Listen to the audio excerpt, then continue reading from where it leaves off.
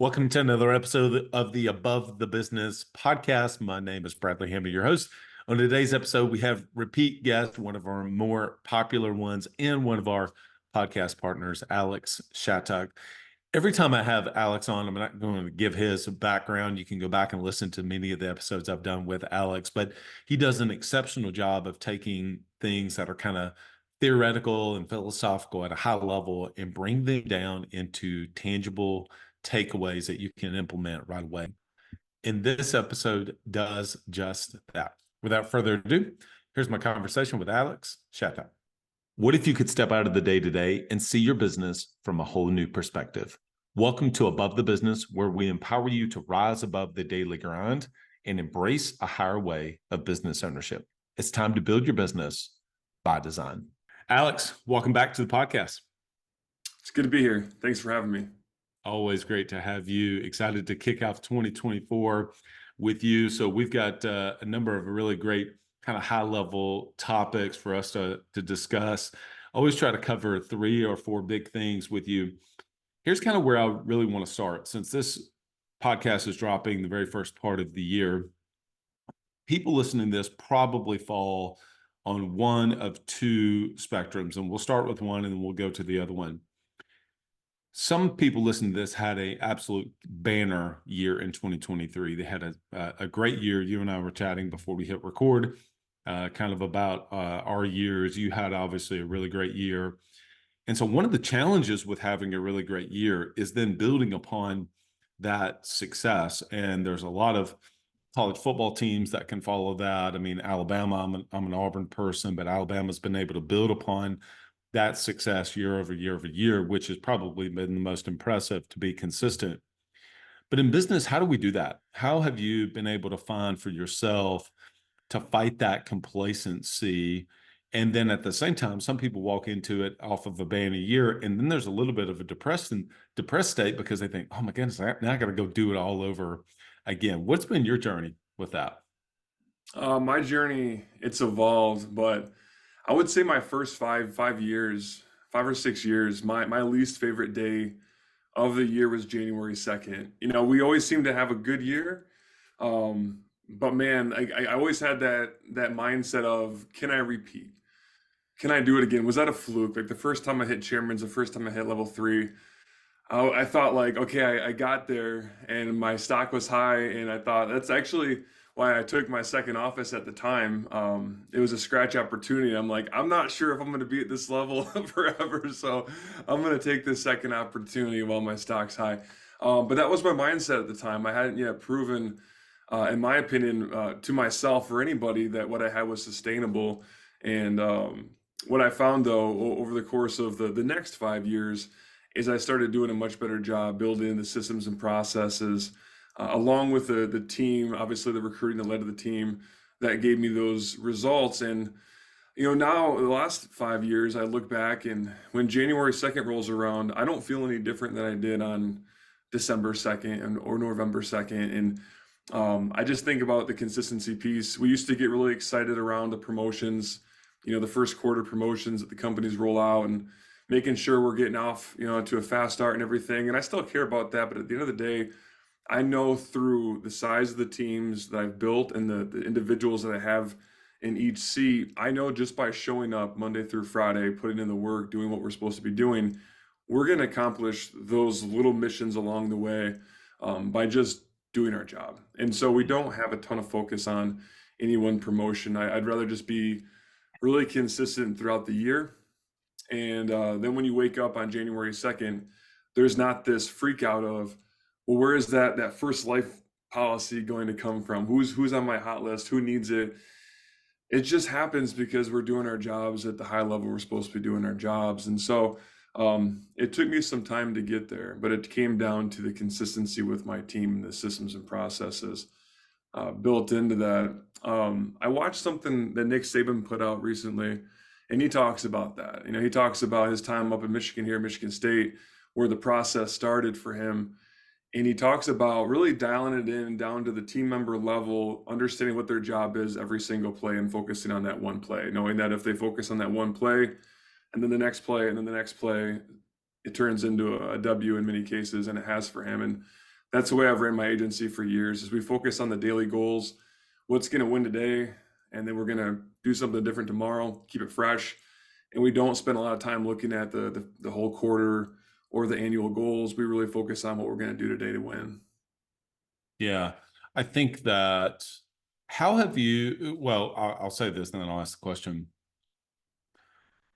Is getting too obsessed with results and not falling in love with the process to be able to produce those results. When do you think that that light bulb went off for you personally? And then what are the specific steps that you started to take that if somebody is wanting to get to that place of being able to establish structure and routine into their organization, what are the tangible things that you did back then?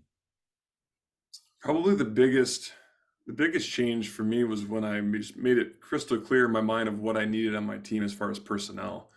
If you know the math of what you need to do to get there, so what kind of activity yields what results, what marketing allocation needs to go to these things that's going to drive that activity, how many butts in chairs, what roles, then it's really fairly easy if you're committed to recruiting and building and retaining team. And so that was, for me, it was probably at that 5 year mark, where I started to focus more effort on recruiting and team and building those systems and processes. As far as the focusing on the results, I think if anything for me, even though I was focused on the results, I never took the time to appreciate or recognize the results for myself. Maybe I did for my team. And I remember one year I was actually at a territory meeting. Greg Lemansky, agent next to me, he mentions, "Hey, congratulations on your year. You had a great year." And my response was, "This is the end of the year."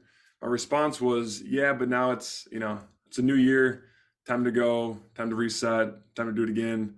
And he kind of like put a hand on my shoulder and said, "Hey, just slow down for a minute and enjoy and appreciate what you've done and the Mhm. success that you and your team have had. Celebrate that."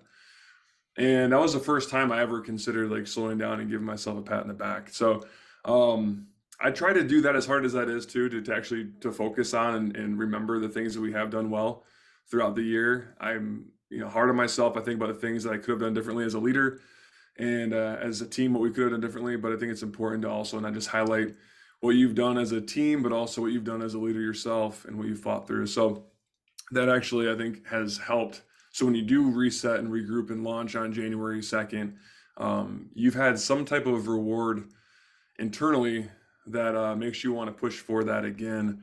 But if you never take the time to reward yourself or your team, what are we doing it for?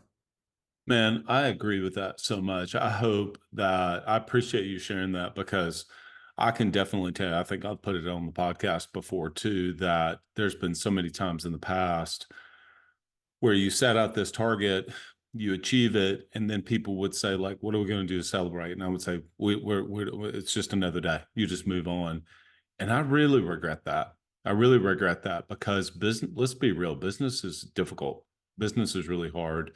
And it would be like, I don't know, the Lakers winning the a championship or something like that, and the team not celebrating. I mean, you've got to be able to celebrate the wins, but at the same time, of course, as an entrepreneur, our fulfillment really comes through progress and growth that we're having. And so, of course, sitting at the table of success too long is not the right thing either. But I think that's really important what you said about actually being able to capture what was the wins that you actually had this year, celebrate the wins, not just gloss overing them and moving on down the road. Because don't you think too, it's one thing for us to, I mean, I don't think it's healthy for us as the owner or the entrepreneur to have that mindset, but our team wants to celebrate that, right? I mean, they want to be able to feel that too. And oftentimes we can like just gloss over that, be like, oh, it's just another day. But the team really wants to celebrate that. I mean, you even share with me like kind of what your team is doing even today, the day that we're recording this. Yeah, one thing you mentioned was the Lakers, and I do think about that also because we're not the Lakers and we don't have an off season. And so I think it's Yeah. critical that we not only celebrate but also when we do fight and compete, we have to keep in mind that we don't have 3 months Yep. off before we turn this thing back Yep. on, like the Lakers or whatever sports team analogy we're going to use. And that's why I think it's even more important to have that consistency piece so the team doesn't burn out. If you decide you want to kick this thing in gear on January 2nd and then just beat everybody down for the first quarter, you're going to lose some people along the way because again, we don't have an off season because what happens after the first quarter, what's next? Another Yeah. promotion. And then we're going to, run them into the ground again. And then there's the third quarter. Then there's the finishing strong piece where we're trying to get the, the carryover life premium and all this stuff. And so when can we breathe? And the breathing comes every single business day because we're not going so hard that it's not sustainable. And That makes sense. that's also a beautiful thing when it comes to business because you're never leaving it to chance. It's Yeah. just naturally happening every single day. Yeah, it makes sense. Well, let's give the counter to that. All right. So let's give the counter to someone listening did not have a good year. You've been in business any amount of time. You've gotten to this point, first part of the year, the end of December, and boy, you just can't wait till January 1st. You're like, thank goodness that year is done. Like, get me to the next year. What have you done in some of the years, or maybe even for yourself or other people that you've spoke with, worked with, that have not had a great year? So they ended 2023 mediocre or poor results for whatever kind of reasons, and they're wanting to try to find momentum. They're wanting to try to regroup. They want to try to find. There's so many things to do. They don't even know really kind of where to be able to focus. What are some specific things that you feel like that you've been able to do and that you feel that works to be able to bounce back? I think the biggest thing that I recommend anybody does is first make a list of everything that you think impacted your year in a negative way, right? Because if we just go into the new year and say, well, that one didn't work out, let's hope for the best in 2024. That's a bad business plan for 2024. So let's write out everything that we thought got in our way of being successful.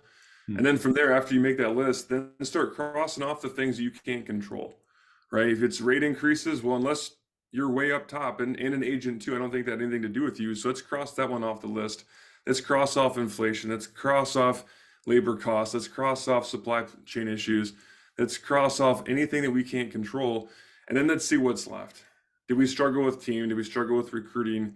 Did we struggle with the marketing sources that we were leaning into? Did quality go down there?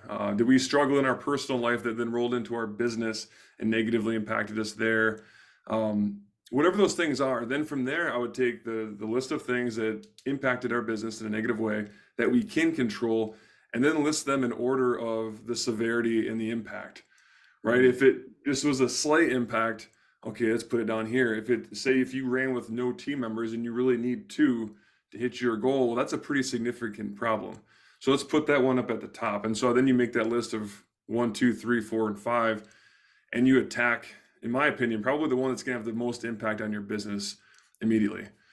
And then number 2, and then number 3, and then number 4. But to just go into the new year and hope for the best in 2024, I don't think the market's going to have any type of shift that's going to completely overhaul our situation in a positive or negative way necessarily. There's been years like that where all of a sudden the wind's to our back and you could just show up in the new year and things start to go your way. I don't think 2024 is going to be that year. I think we have to take control of it and do something about it. Yeah, I think what I really love about that is the intentionality and focus. My word for 2024 is actually focus. I don't know if you do that, pick out kind of a one word. I've done that, I think maybe 5 or 6 years or so. And that theme had been coming up for the last 6 weeks of 2023, is that I really wanted to go into 2024 to be really laser focused, whether it's in my personal life, in the businesses. I wanted to be able to focus. And I think that's kind of what you're saying right there, is to be able to identify what do you think is the actual obstacle that was standing in the way? What do you think was kind of holding you back? And then putting all of your focus, effort, energy, resources into solving that problem versus thinking that it's 27 different things.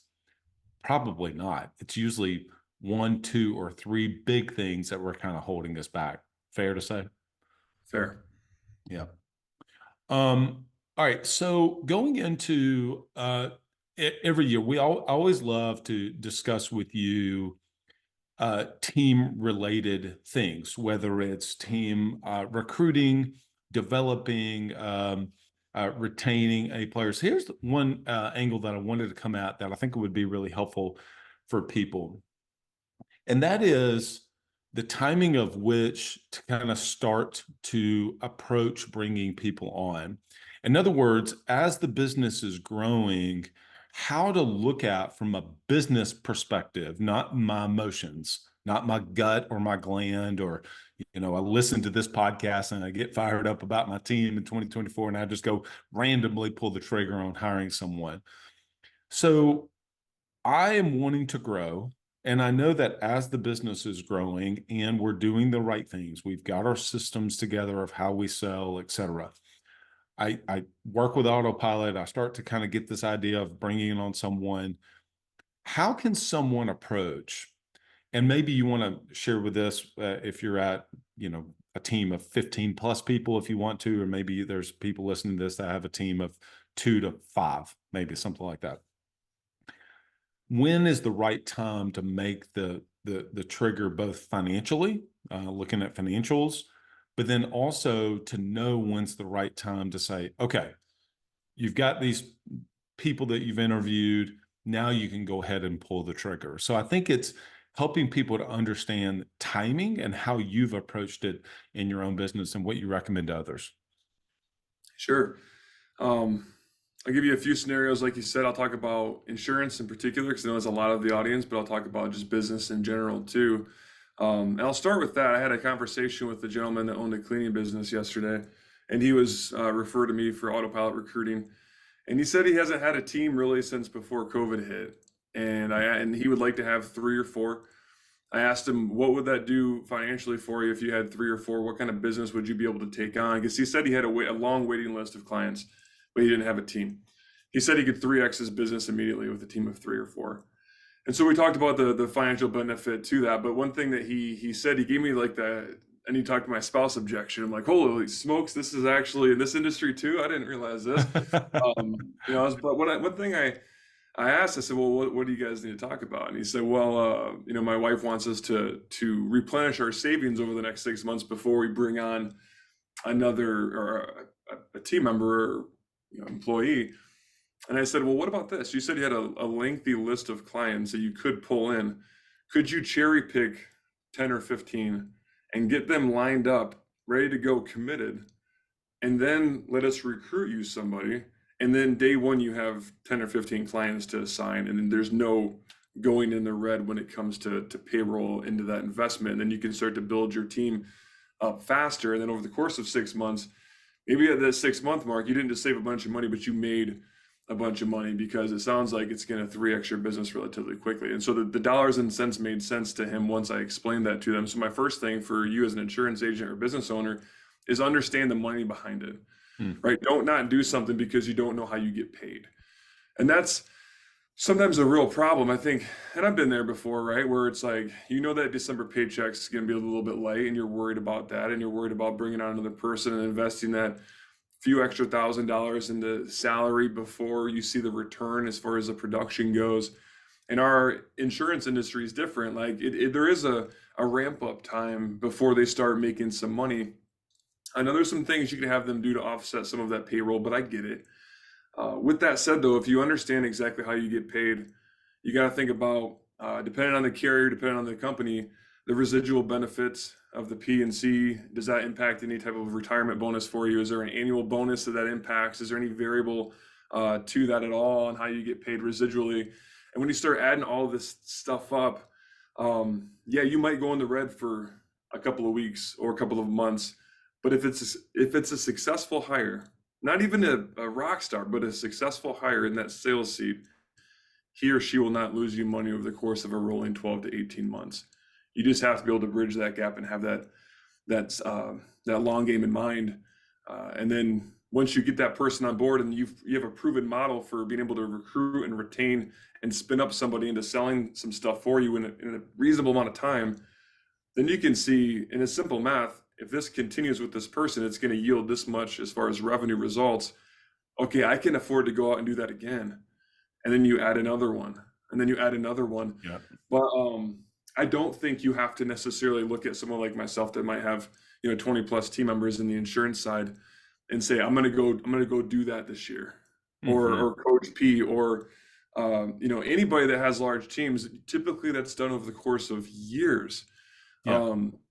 And even like, I'll say that some of us that have other sources of income, right? We can be a little more aggressive with how fast we scale our teams, because the insurance thing might not be the only source of income for us. And it could be the same for other people too, with spouses and other side hustles and things. And so you can't compare yourself in year 1 or 2 or whatever year you're in to somebody that's in year 10 or 15 that has a spouse making 6 figures or a side hustle making multi 6 figures. It's not fair to yourself or your business. And if you try to copy and paste what somebody's done before you because you like that and that sounds really cool and sexy, you're going to set yourself up for failure in a financial way. And that's a devastating thing to do. So it's got to be a slow and steady build. Oh man, that's so good. Yeah, I totally agree with that.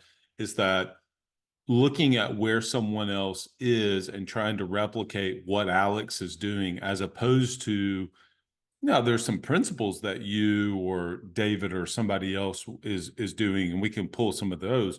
But looking back on what are the things that you did along the way, you added one person, then added another person. You didn't just onboard 15 people in 3 months. I mean, it's like, well, even if you did, that is a huge cash outlay.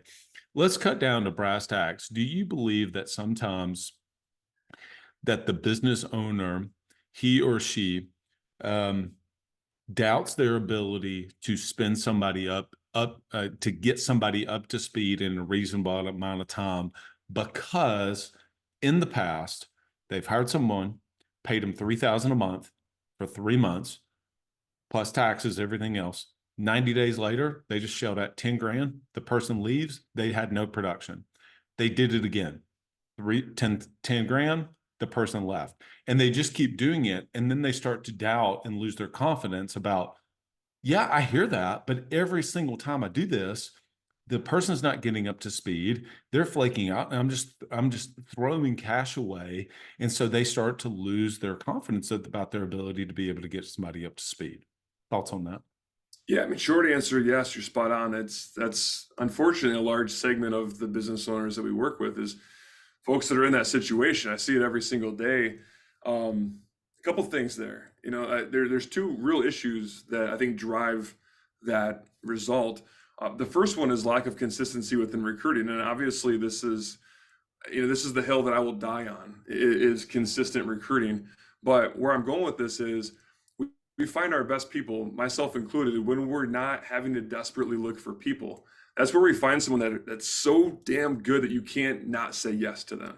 That's a phenomenal problem to have, where you have to give up your desk, give up some of your own salary, but you get this A player in here. And I told a story just the other day about an agent that hired this one player. The agency was pretty darn good before.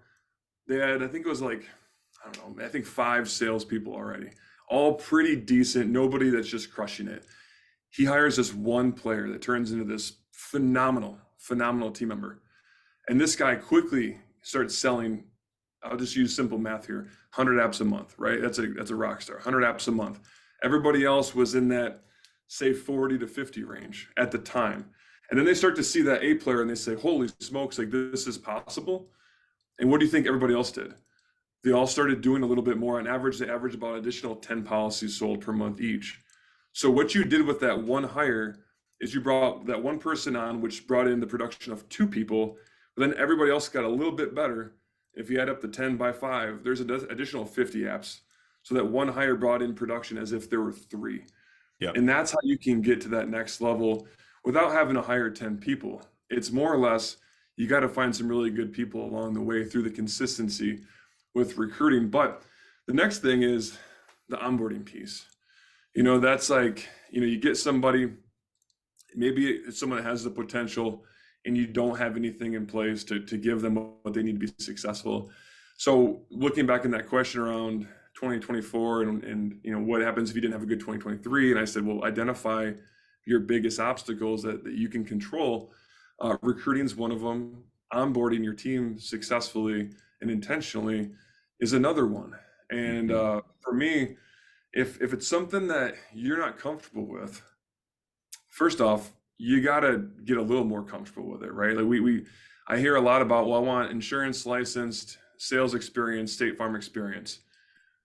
Okay, that really narrows the candidate pool, right? And not to mention a lot of those people that might check that box failed somewhere else, and that might not be a good fit for you. But so we have to be willing and able to put in a little work ourselves. But then from there, if you're not going to, you need to outsource as much of that as you can. There's multiple coaches. You mentioned Coach P. There's a handful of others, and it might not be just one. You know, it might be P, it Yeah. might be Randy, it might be Scott, it might be Ignite, it might be like there could be. You might hire a few of them because not any one of them might not be able to take them from start to finish. But if you can invest into them, get your team to invest into them, outsource some of that too, you're putting them in a position to win when you had in the past. So, but I still feel if you have a really great team member and an average team member that's new, the great team member will need less onboarding and sales and whatever training you're going to give them, because really good people tend to figure it out. And what you can control in addition to that is just the culture piece. Like, are you treating them in a way that makes them want to show up the next day? Yeah, yeah.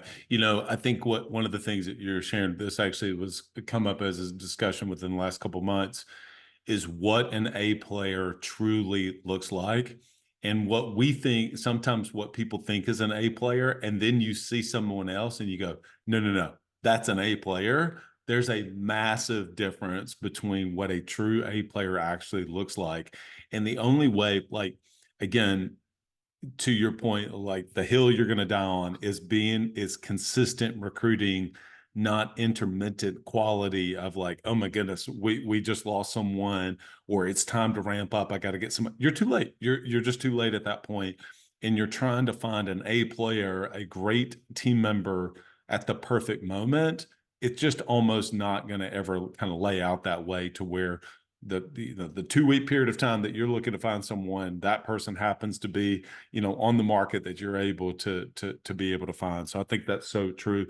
I got a question around onboarding and training. For you personally, where does onboarding stop and ongoing training and development begin? Specifically, do you look at onboarding as 2 weeks, 30 days, 90 days? Like, this is onboarding, you're past onboarding now, and this is ongoing training. What does that look like for you?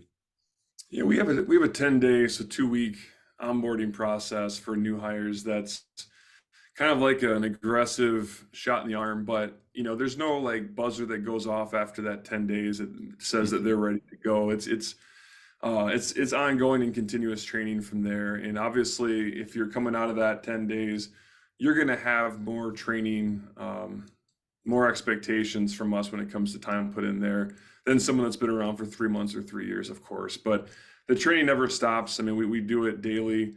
I outsource a lot of it. I do some of it myself. And then, of course, like I have key team members that do a lot of it Sure. also. So, um, yeah, all the above. But so for me, it's 10 days. And then there's probably another, first 3 months of like, you're Yeah. still kind of onboarding slash doing some stuff in a successful way. And then hopefully after that 3 month mark, like you're one of the crew.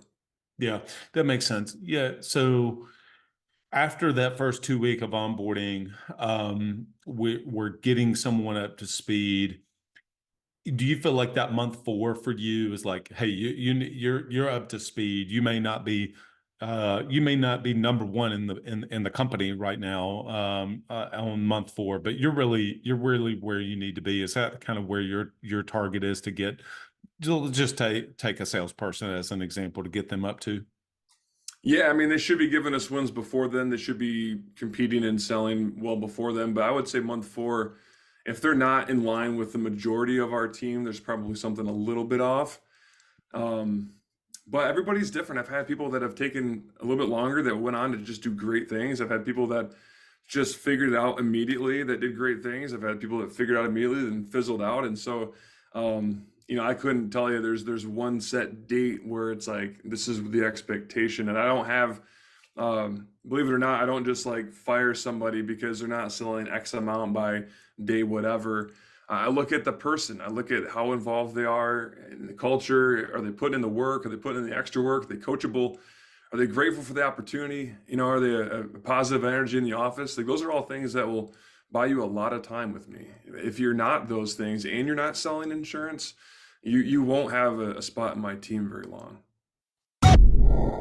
Are you an agency owner looking to grow your revenue, increase your bottom line, and better manage your taxes? Club Capital is here to help. Club Capital is the largest accounting and advisory firm for insurance agents in the country, providing monthly accounting, tax strategy, and CFO services. Way more than bookkeeping and your everyday run-of-the-mill tax prep, Club Capital is focused on providing financial and tax advisory services that help you plan and forecast your agency's performance. Their financial dashboards and agency forecasting tools help you better understand your agency's historical performance, create and measure future targets, and see how your agency compares to your peers around the country. Imagine what it would be like to understand the impact to your bottom line when deciding to hire a new employee, or forecast the impact rate changes or commission rates will have on your business. With over $200 million in tracked annual revenue and $140 million in tracked annual expenses, Club Capital has the data and the team to help you make better informed decisions for your agency.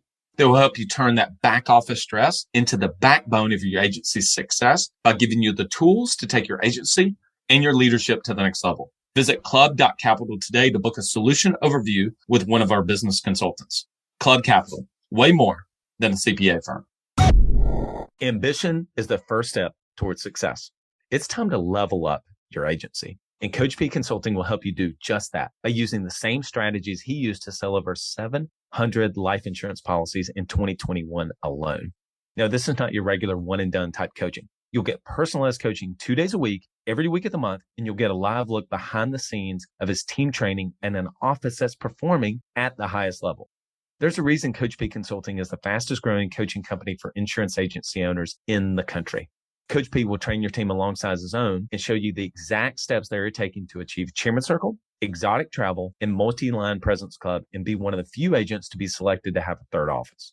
So whether your goal is to be at the top of your local market or amongst the best in the country, this training will give you the strategies and the tactics to get there. For just $250 a month, you'll get high-level coaching each week from someone who is already getting it done at that level, and his strategies work, and it's time to put them to work for you.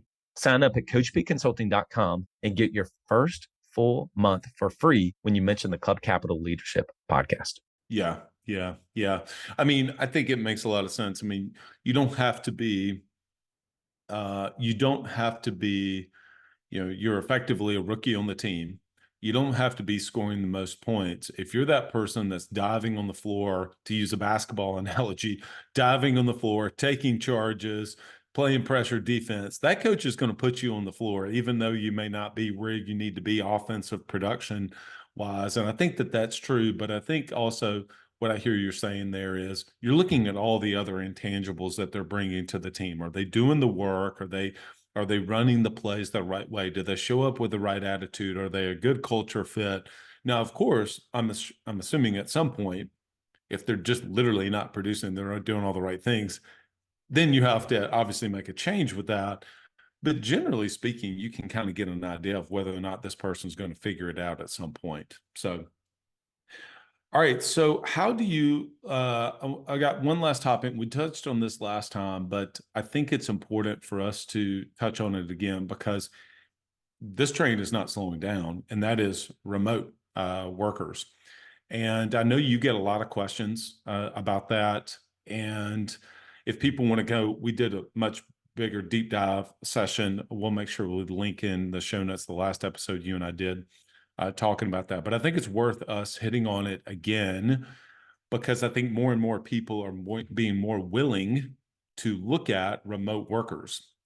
But the biggest challenge with remote workers is then how do I integrate them into my team? Basically, culture. I've just never, I'm accustomed to having everybody in front of me face to face. Now I'm doing things on Zoom and Teams and like all these, like, how do you do that? So what are some of the best practices you found to be able to create and sustain a really great culture, even if you have remote workers? Yeah, I'll start with that. Excuse me. I'll start with the culture piece on the remote team, and I'll first reference Autopilot Recruiting, just because of the scale and the size of the business and the number of remote employees or team members that we have. We have a team of about 150, and everybody's remote. There are some local to me, but so I have met some in person, but I would say 90% or more I have never met, and a good portion of them I will probably never meet. And we have this amazing culture, like, and a culture that it's hard to describe how awesome this group really is, and some things we've done to make that happen. Um, First off, the organizational structure is what we've mirrored what I experienced in the military, right? Like we have fire teams, so we have teams, we have squads. Mm, So there's a team of six with a team leader within that, and then from there there's a squad with six teams, squad leader. So what you have is everybody's got a leader, and then that leader's got a leader, and then that leader's got a leader, and so there's that small group element where there's like they know each other. Like I can't know everybody's kid's name or their birthdays or whatever, but sure. their team leaders can. The squad leaders can know the team leaders' kids' names and what's going on in their world. So everybody feels like they're a part of something special at that level. From there, we also do like big group Zoom meetings. We communicate on Slack, which is a great tool. It's a great app where it's kind of like this. Instead of having a group chat with 150 people, it's all in an app, and there's different categories and channels, and so you can Yeah. share success stories. You can share pictures of your kids. You can share funny stories. You can all types of different things, right? Ask questions, and so that's super awesome. We do like they did a Secret Santa virtually. We had that happening, and then we would share the pictures on Slack of the gifts and whatever. And today they're doing a Christmas party at 2 o'clock on Zoom. I don't even know what that is going to look like, but they organized it. There's a Christmas party today on Zoom, and I think part of what makes that culture so awesome, and also maybe why it's developed as fast as it has into what it is today, and what I think we can replicate even at an agency level, is they're cut from a very comparable cloth. And so I think they naturally have some things in common, more so than if you were working somewhere where everybody was cut from different cloths. Mm, And I think it's important to have differences of opinions and differences in personalities, and obviously diversity, of course. But there's something to be said about having like a common theme and anthem and just mindset when it comes to what's important to them in life, mhm. right? So 90%, if not more, probably 95% of our team are female.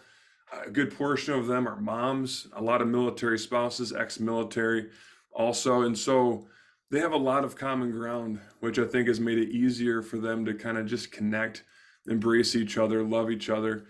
And I think we can do that to a certain extent with an agency. Now, I always preach to agents, don't not hire large segments of the population. So don't hear this and say, okay, I guess I'm only going to hire females, moms, military spouses, because now you just eliminated the other 99% of the population. You're going to struggle, right? But having some common ground as far as values, I think that goes a long way. So starting with that, making sure there's some common ground within that culture piece. And then when you're trying to incorporate your remote team on the insurance side into your world, I think it's important that you leverage the technology, obviously, and you Mm, maintain contact, making sure they have that. Who is their leader? Who is that person every single day that they can check in with, or that will check in with them? So there's not days that goes by without having some human back and forth, because that can mm. really wear on somebody if we're not intentional with that. And so that's important.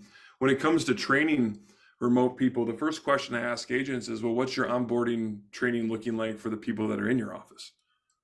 And a lot of times what you'll find is that there's not much there either. And so, well, let's start there. Let's start to build out, what does that onboarding sales training look like for someone if you're going to hire someone in your office? Once you have that established, and again, you don't have to reinvent the wheel. Reach out to myself or multiple coaches that go on this podcast, and they can hold your hand through that. But let's assume you're going to build it out yourself, and you create this agenda for onboarding them over the course of 10 days, 20 days, whatever you're into. Mm. Look at that and say, what can't be done virtually? And what you'll probably find is there's very little that you can't do through the technology that's at our Totally. fingertips. And then Totally. from there, you have to execute that plan. You have to be very intentional with the time blocking. You can't leave things to chance. You have to have crystal clear expectations. One thing that I think you need to understand as a business owner, you need to ask yourself the question, am I a good candidate to lead a remote team or even a remote team member? I had an agent ask me one time, she said, do you think I should hire a remote person? Typically I say yes, right? Because it takes the candidate pool from local like this size to massive, right? Across the country, you can pick from anybody, right? Huge pool. But I told her, no, you shouldn't hire a remote person. And she's like, why? I'm like, because you're a micromanager and you will drive yourself and your remote team member crazy. Because every time that you look on Teams or Skype or whatever the technology is, where you can see if they're like on their computer and actively doing stuff, and you're gonna freak out when it's orange and not green or whatever, right? And that's a bad place for you to be focusing on that, looking at that all day, wondering what is she doing now? What is he doing now? Is he calling? Is he quoting? Is he just you got to take a step back and have clear expectations on the activity and results, coach to that, and then hold them accountable to that. But if they have an extended lunch, whatever. Like our remote salespeople don't have a goal or obligation to answer the phones. I think it gets in the way of trying to figure out who's at their desk, who's not, so we just say your job is to sell. Now, when we have had service people in that remote role, your job is to service. You grab the phone as fast as you can. We can track that. We can see how many calls that he or she is taking in. We can track how many she's then forwarding on to somebody else, so we can see, is she actually completing that transaction? Is he completing that transaction or just passing the phone to somebody else? And so you can track those things for service remote team members.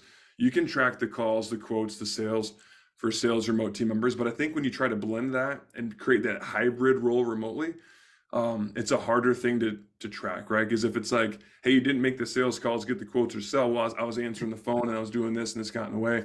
When you can separate those two things remotely and focus on the main thing, it's a very doable thing. And it's also a much easier thing to train for, opposed to worrying about if their job is to sell auto and fire and hopefully some life too. Does it matter that they can't do a vehicle exchange? Does it matter that they can't explain the way the billing is or the cycle, the whatever? And I would submit to you that it is not. That is something that they don't have to deal with. Focus on like the one or two or three things that's most important to their role, make them really good at it fast. And then again, hold their hand, hold them accountable, and watch out for the results. And if they can't get you the results, at some point, you got to make a tough decision. Just like if I said, hey, Bradley, come on my team, I'm going to pay you $4,000 a month. And I started giving you $2,000 a month over the course of time, eventually you would probably not be on my team, your choice, right? Not mine, because I didn't fulfill my end of the bargain. Right. So if you have a team member that over time said, yeah, I think I can do this. I can give you the 50 apps a month. And over time, they're giving you 25. At what point is that not the same darn thing as the first example that I gave you? There's so much within that was absolutely gold. I want to hit on a couple of things.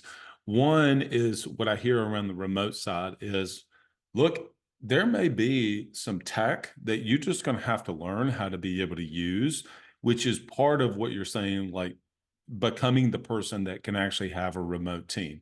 Part of it is tech. Well, you know what? You can learn the tech side. It's not as hard as what you think. It's just whether you lean into it, and it opens up the pool of candidates immensely. If you live in Wichita, Kansas, and you think, well, there's just not a lot of people here, guess what?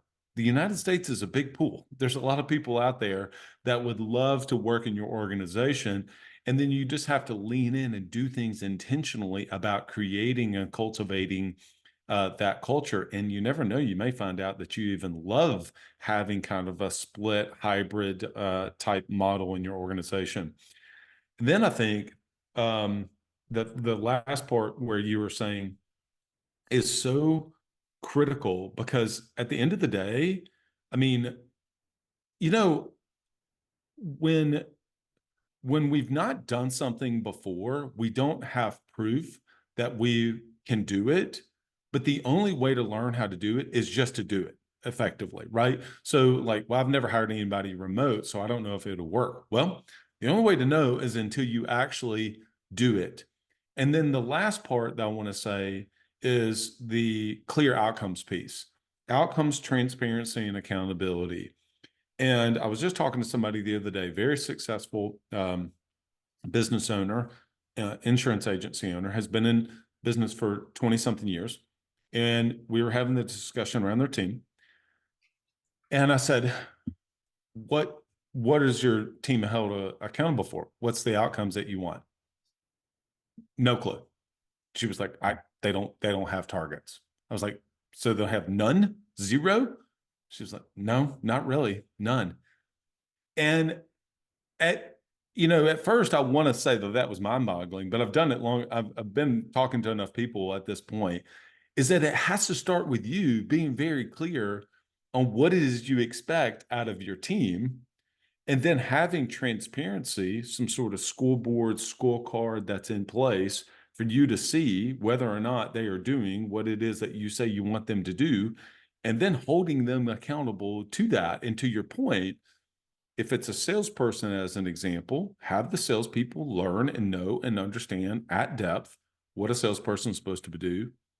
But if they're not doing service-related tasks, they don't need to know those type of things, as an example. I mean, there's a time and a place for cross-training for sure, but generally speaking, they don't need to know that. So I think that some of those things that you said at the very end were absolutely gold. Alex, people love to connect with you. Obviously, we appreciate your partnership with the Above the Business podcast. I think what you guys do at Autopilot is absolutely just world class. People want to connect with you. How would you have them connect with you personally, and then also connect with Autopilot Recruiting for them to begin to kind of develop and onboard some really great people in 2024? Yeah, personally, social media, Facebook, Instagram, primarily Alex Shattuck. If you search that, find me. If you ever shoot me a DM or a message or whatever, I'll gladly respond.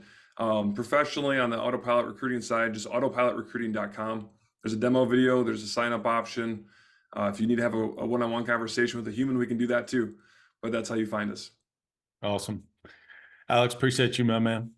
Appreciate you. Well, I really enjoyed that podcast with Alex. He always comes with high level to eye level concepts, big picture things, but then being able to bring it down to some tactics and tangible things that we can implement into the business. A couple of things that stood out to me. I think number one is, how do you build upon success year over year? And one of the things that really stood out to me is whenever he said, look, we do things to be consistent on a daily basis, as opposed to trying to have these like big sprints throughout the year, no matter what industry, whether you're pushing to be able to get something done. What do we need to do on a daily, weekly basis to be able to keep the consistency, be able to keep the standards where they need to be? And I think that becomes both a mindset, but then it also becomes a skill set to make sure that, well, okay, do we have clear outcomes of actually what winning the day specifically looks like?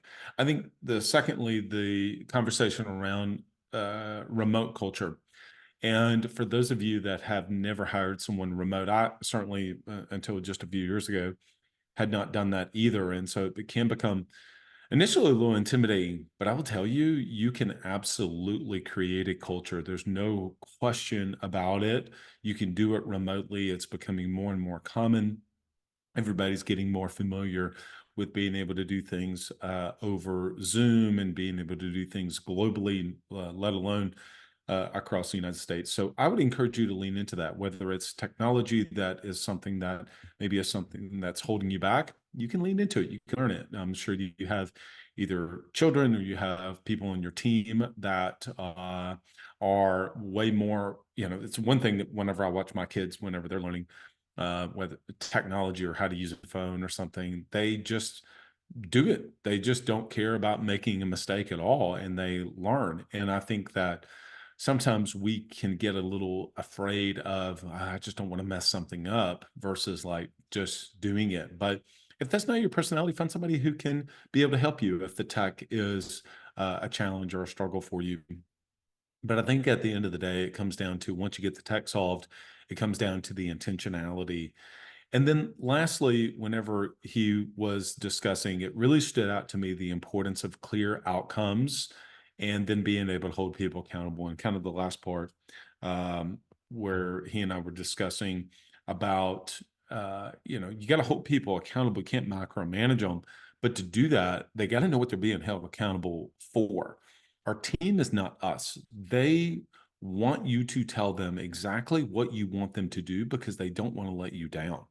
But if we're not clear, if we're generalized, or we don't have clear outcomes specifically what it is that we're looking for, how are they going to know what they're held accountable for? So I think it's such a good reminder for us is to give our team clear outcomes.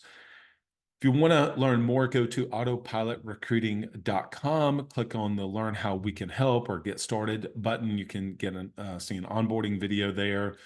They've got an incredible onboarding hospitality management, which we didn't discuss on this podcast. We've discussed that in some other ones, but really, if you're looking for an affordable recruiting solution for your small business, they do an absolutely exceptional job. Go to autopilotrecruiting.com, autopilotrecruiting.com. Once you've got them on board and you get them through that, as Alex was saying, that first 2 weeks onboarding, well, then at that point, we've got to continue to train them and develop them. And if you've not developed what that training program looks like, you don't even know where to start, Coach P can really help you with that. Go to coachpconsulting.com, coachpconsulting.com.